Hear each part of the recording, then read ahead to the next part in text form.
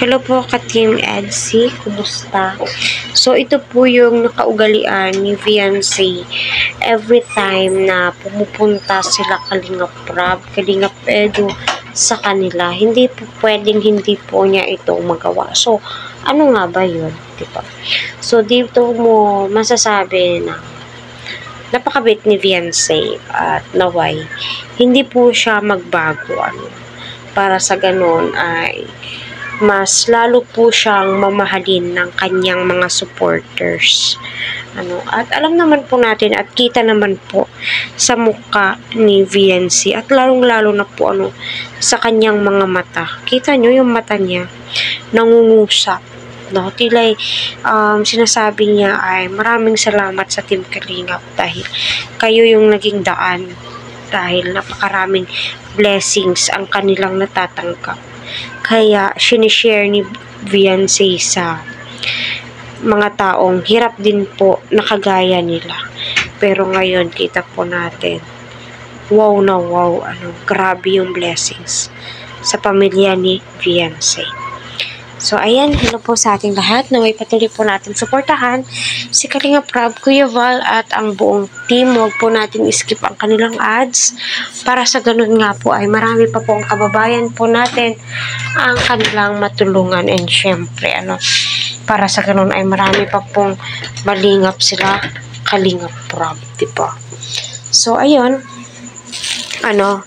dito ay mapapanood po natin. Ito po yung ugaling meron si Viancy.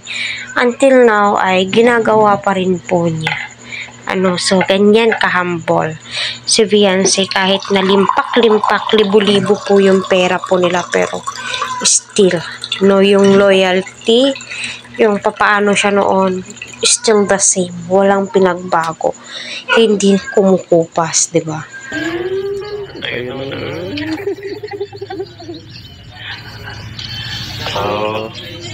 Pinaalala ko na sa'yo kanina sabi mo, bago.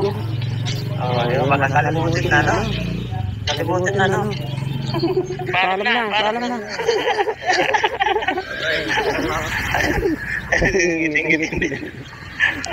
Yun nga po mga ka-Team Edsy, kitang-kita naman po natin na hinahatid ni Viancy ang Team Kalingap pagkatapos po nilang gumawa ng video, pagkatapos pong maghatid ng tulong sila Kalingap Rab, Kalingap Edu sa kanila. Kita naman po natin at until now, ganyan pa rin po yung ugali ni Viancy. And also, sa kanyang parents, ganun pa rin po, hindi po sila nagbabago. Naway hanggang magkaroon sila ng bahay, hanggang matapos yung bahay po nila, still, sana kalingap pa rin po sila, same kay Carla. At alam naman po natin yun, at hindi naman po pwedeng pangunahan po natin ang pamilya ni Viancy, diba? Kasi may sariling isip po yan sila at alam po nila kung ano yung tama at mali at mas nakakabuti para sa kanila, diba?